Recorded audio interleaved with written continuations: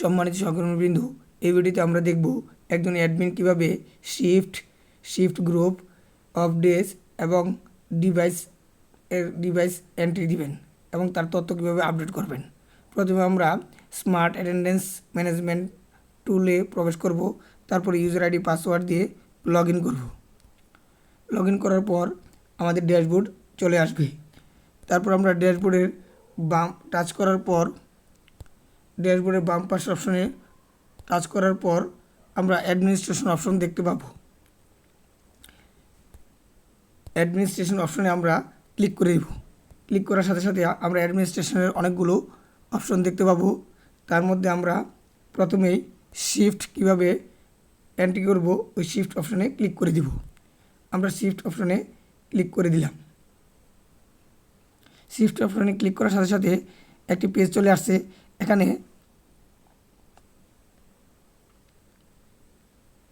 কীভাবে shift add করব তার ডান পাশে কোণায় আমরা অ্যাড শিফট একটি অপশন দেখতে পেলাম। আমরা অ্যাড শিফট অপশনে টাচ করে দিই। অ্যাড শিফট অপশনে টাচ করার সাথে সাথে প্রথমে আমরা শিফট নেম লিখব। এখানে রেগুলার ব্র্যাকেটে 9 AM থেকে 5 PM আমরা লিখে দিব। আমাদের যে শিফট হবে সেটা লিখে দিব। তারপর স্টার্ট টাইম আমরা স্টার্ট টাইম সিলেক্ট করে দিব, ইন টাইম সিলেক্ট করে দিব। তারপর লেট, কখন লেট কাউন্ট হবে সেই টাইমটা আমরা সিলেক্ট করে দিব এবং আর্লি এক্সিট, কখন বের হলে আর্লি এক্সিট হবে সেই টাইমটা এখানে ফিক্স করে দিব।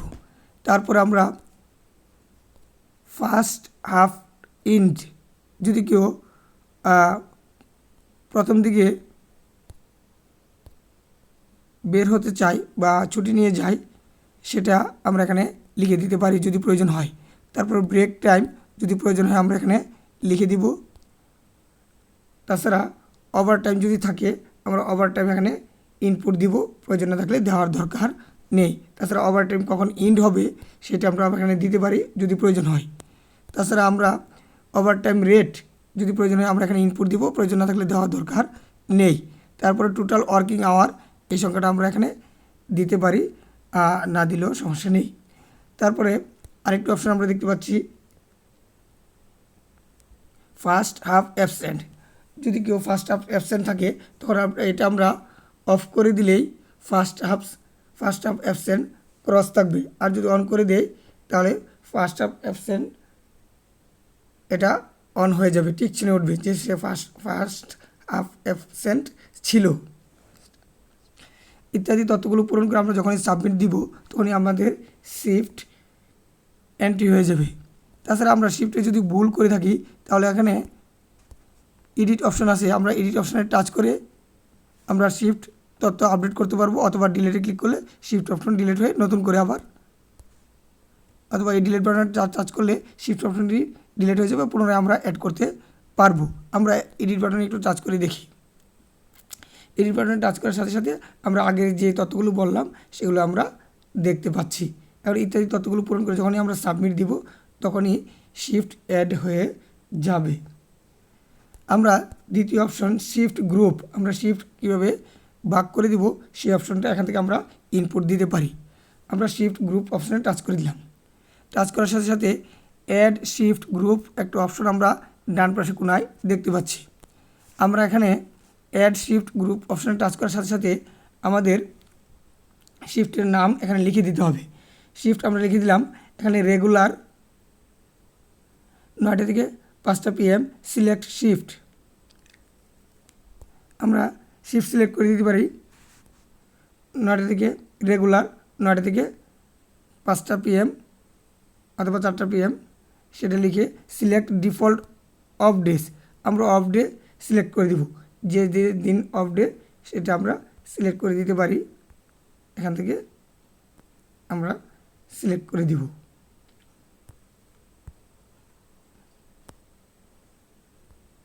এখানে আমরা রেগুলার লিখে ব্র্যাকেটে আমরা 9 PM থেকে 9 AM থেকে 5 PM আমরা লিখে দিব। লিখে আমরা যখনই ইনপুট দিয়ে দিব, লিখে আমরা যখনই সাবমিট দিব তখনই আমাদের শিফট গ্রুপ ইনপুট হয়ে যাবে।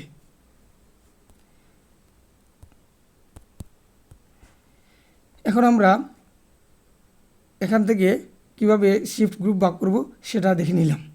তারপরের অপশন আমরা দেখব অফ ডেজ, কীভাবে আমরা অফ ডে ইনপুট দিব। আমরা অফ ডে টাচ করে দিলাম। অফ ডে টাচ করার সাথে সাথে আমাদের অফ ডে একটি পেজ চলে আসছে। তার ডান পাশে আমরা দেখতে পেলাম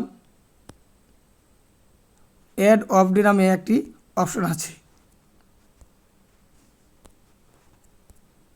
আমরা অ্যাড অফ ডে টাচ করে কীভাবে অফ ডে অ্যাড করব সেটা আমরা দেখে নিই। আমরা অ্যাড অফ ডেতে টাচ করলাম।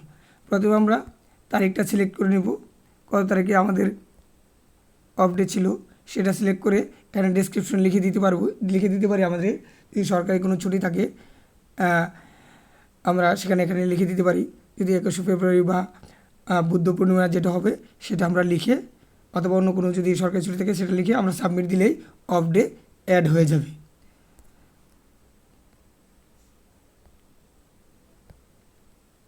আমরা এখানে অফ ডে যদি ভুল করে থাকি তাহলে আমরা এখানে এডিট অপশন পাবো। এডিট অপশনে টাচ করে আমরা এডিট করতে পারবো। শুধু তাই না, অফ ডে আমরা এই ডিলিট অপশনে টাচ করে ডিলিট করে পুনরায় আবার অ্যাড করতে পারবো। এখন আসি আমরা ডিভাইস কীভাবে অ্যাড করব।